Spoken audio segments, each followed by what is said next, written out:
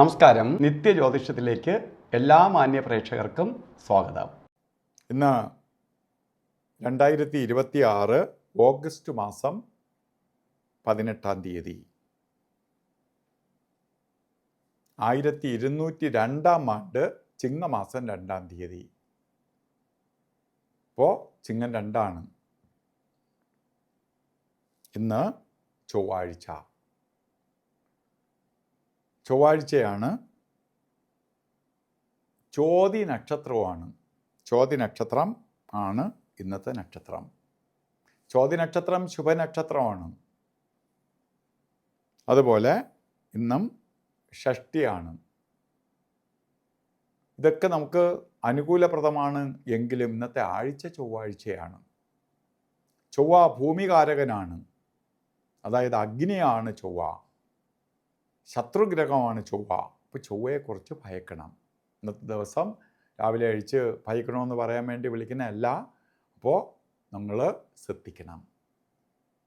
വാഹനം ഓട്ടിക്കുന്നിടത്ത് അതുപോലെ എന്തെങ്കിലും പ്രശ്നങ്ങൾ വന്നാൽ അതിൽ നിന്ന് ഊരിപ്പോകാൻ നോക്കണം. അപ്പോഴേ തന്നെ പ്രശ്നം ഉണ്ടാക്കാൻ നിൽക്കരുത്. മൈൻഡ് ചെയ്യാതെ അങ്ങ് പോകണം. കാരണം ഇപ്പോൾ നമ്മൾ എന്തെങ്കിലും ചെയ്താൽ പോലും നമുക്ക് അനുകൂലമല്ലാത്ത ദിവസമായതുകൊണ്ട് അത് വഷളാവും. അപ്പോൾ നമ്മൾ സൂക്ഷിച്ച് ആ ദിവസം നോക്കി നമ്മൾ അങ്ങ് പോകുന്നത് അതിന് വേണ്ടിയിട്ടാണ്. അതുപോലെ മേലുദ്യോഗസ്ഥന്മാരുടെയോ അല്ലെങ്കിൽ അവരുമായിട്ട് സംസാരിക്കുമ്പോഴോ കീഴുദ്യോഗസ്ഥന്മാർ സംസാരിക്കുമ്പോഴോ ഒക്കെ ശ്രദ്ധിക്കണം. കാരണം നമ്മൾ പറയുന്ന ഒന്നായിരിക്കും, അവരെടുക്കുന്ന വേറൊന്നായിരിക്കും. അപ്പോൾ പലതരത്തിലുള്ള ബുദ്ധിമുട്ടുകൾ അതുമായി ബന്ധപ്പെട്ട് വരാനിടവരും. അപ്പോൾ അതിനെ പരിഹരിച്ച് കൊണ്ടുപോകണം. വളരെ ശ്രദ്ധയോടുകൂടി ആ കാര്യങ്ങൾ പരിഹരിച്ച് മുന്നോട്ട് പോകണം. ഇവിടെ നമുക്ക് ശ്രദ്ധയോടുകൂടി പരിഹരിച്ച് കൊണ്ടുപോകണം. എങ്കിൽ ദോഷത്തിൽ നിന്ന് നമുക്ക് അതിജീവിച്ച് പോകാൻ സാധിക്കും. നമ്മളെപ്പോഴും ഏറ്റവും വലിയ പരിഹാരം എന്ന് പറയുന്നത് നമ്മൾ ഒരു കാര്യം അറിയുന്നതാണ്. അതാണ് പരിഹാരം. പിന്നെ നമ്മൾ ചെയ്യുന്നതാണ്, ശ്രദ്ധിക്കുന്നതിലാണ് സെക്കൻഡ്. അതിനെ ഇല്ലാതാക്കാൻ ശ്രമിക്കുന്നതാണ് സെക്കൻഡ് പരിഹാരം. അതുപോലെ ഏറ്റവും പ്രധാനമായിട്ട് കർക്കിടക മാസത്തിലെ ചോതി നക്ഷത്രം ബർത്ത്ഡേ ആയിട്ട് വന്നിട്ടുള്ളവർക്ക് ഒരു വർഷത്തെ ഫലത്തെയാണ് നമുക്ക് ചിന്തിക്കേണ്ടത്. ചൊവ്വാഴ്ച ആണ് ബർത്ത്ഡേ വന്നിരിക്കണേ. നിങ്ങൾ ഒരു വർഷവും സൂക്ഷിക്കണം. സാമ്പത്തിക നഷ്ടം വരും. രോഗായ ദുരിതങ്ങൾ, പ്രത്യേകിച്ച് രക്തസംബന്ധമായ അസുഖം വർദ്ധിക്കും. ആക്സിഡൻ്റ് ഉണ്ടാവാം. കേസ് വഴക്കുകൾ വരാം. ഇങ്ങനെ പലതരത്തിലുള്ള ബുദ്ധിമുട്ടുകൾക്ക് ഇടവരുന്ന സമയമാണ് ഇപ്പം നടന്നുകൊണ്ടിരിക്കുന്ന ഈ ഒരു വർഷക്കാലം. അപ്പോൾ ഇത് നമുക്ക് വരാതിരിക്കാൻ വേണ്ടി സുബ്രഹ്മണ്യ സ്വാമിയെ തന്നെ നിങ്ങൾ ഭജിക്കണം. കാരണം ചൊവ്വയുടെ നെഗറ്റീവ് എനർജിയെ ഇല്ലാതാക്കാനായിട്ട് ഒരേ ഒരു വഴിയേ ഉള്ളൂ. അത് സുബ്രഹ്മണ്യ സ്വാമിയെ കൊണ്ട് സാധിക്കുകയുള്ളൂ. ഓരോ ദേവതകളും ഓരോ എനർജിയാണ്. ചിലപ്പോൾ നമുക്ക് ഓരോ എനർജി കുറവ് വരും. അത് അസുഖമായിട്ട് ഫീൽ ചെയ്യും. ചിലപ്പോൾ അയണിൻ്റെ കുറവ് വരും, പ്രോട്ടീൻ്റെ കുറവ് വരും. എന്തെങ്കിലും കുറവുകൾ ബോഡിയിൽ ഇങ്ങനെ വരുമ്പോഴാണ് നമുക്ക് അതിൻ്റെ ഡിഫക്റ്റ് വരും. അതിനെ പരിഹരിക്കാൻ വേണ്ടി ആ എനർജി കൂട്ടിക്കൊടുക്കണം. അത് മരുന്നായിട്ടും ഇഞ്ചക്ഷനായിട്ടും ഒക്കെ ചെയ്യും ഡോക്ടർമാർ.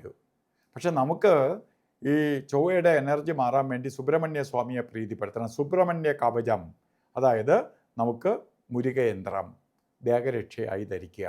ഇതൊക്കെ ചെയ്തു പോയാൽ ദോഷത്തിൽ നിന്ന് അതിജീവിച്ച് പോകാൻ സാധിക്കും. ഇന്ന് നമ്മൾ ഓരോ കാര്യത്തിന് ഇറങ്ങുമ്പോഴും ശരിക്ക് രാഹുകാല സമയം നോക്കി, എന്ന് വെച്ചാൽ ആക്സിഡൻറ്റും ചെറിയ ചെറിയ പ്രശ്നങ്ങളും ഒക്കെ വരുമെന്ന് കണ്ടു. ഉച്ചയ്ക്ക് ശേഷമാണ് രാഹുകാലം പറഞ്ഞാൽ 3 തൊട്ട് 4:30 മണി വരെ എന്ന് കലണ്ടറിൽ രേഖപ്പെടുത്തിയിട്ടുണ്ടെങ്കിലും രാഹുകാല സമയം വരുന്നത് 3:33 തൊട്ട് 5:05 വരെ. ഈ സമയം ഒരു ശുഭകാര്യങ്ങൾക്കും എടുക്കരുത്. പ്രത്യേകിച്ച് യാത്രയ്ക്ക് നല്ലതല്ല. ഒന്നിനും കൊള്ളാത്ത സമയമുണ്ട്. അതായത് ഗുളികകാല സമയവും യമകണ്ഠകാല സമയവും. നാം ഗുളികകാല സമയം വരുന്നത് 12:28 തൊട്ട് 2:01 വരെയും. അതുപോലെ യമകണ്ഠകാല സമയം വരുന്നത് 9:34 തൊട്ട് 10:58 വരെയും. ഈ സമയം ഒരു ശുഭകാര്യത്തിനും എടുക്കരുത്. ഇന്ന് നമുക്ക് ചില കാര്യങ്ങൾ ചെയ്തേ തീരുള്ളൂ. ചൊവ്വാഴ്ചയാണ്. ചില ഡോക്യുമെൻറ്റേഷനോ അല്ലെങ്കിൽ മറ്റെന്തെങ്കിലും എഗ്രിമെൻറ്റോ അല്ലെങ്കിൽ ഏതെങ്കിലും രീതിയിൽ ആപ്ലിക്കേഷൻ കൊടുക്കാനോ ഒക്കെ പോകുന്നുണ്ടെങ്കിൽ അഭിജിത്ത് മുഹൂർത്തം എടുക്കണം. കാരണം നമുക്ക് ഒരു സംരക്ഷണം ഒരുക്കാൻ വേണ്ടി ഒരു എല്ലാ ദിവസവും ശരിക്ക് 44 മിനിറ്റ് നേരം ശരിക്കും മഹർഷി വര്യന്മാർ പ്രപഞ്ചം തന്നെ ഒരുക്കിയിരിക്കുന്ന സമയമാണ് മുഹൂർത്തങ്ങളുടെ രാജാവായ മുഹൂർത്തം, അഭിജിത്ത് മുഹൂർത്തം. ഇത് ഇന്നും വരുന്നത് 12:04 തൊട്ട് 12:52 വരെ. ഇതിനകത്താണ് 4 മിനിറ്റ് ഒഴിച്ച് 44 മിനിറ്റ് നമുക്കെടുക്കാം.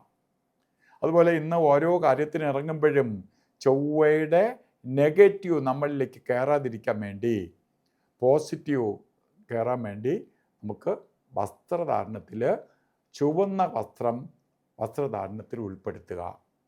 ഇത്രയും ചെയ്ത് പോകുമ്പോൾ ഈ ദോഷഭാവം മാറിക്കിട്ടും. എല്ലാവർക്കും നല്ലത് വരട്ടെ എന്ന് പ്രാർത്ഥിച്ചുകൊണ്ട് നിർത്തുന്നു. നന്ദി, നമസ്കാരം.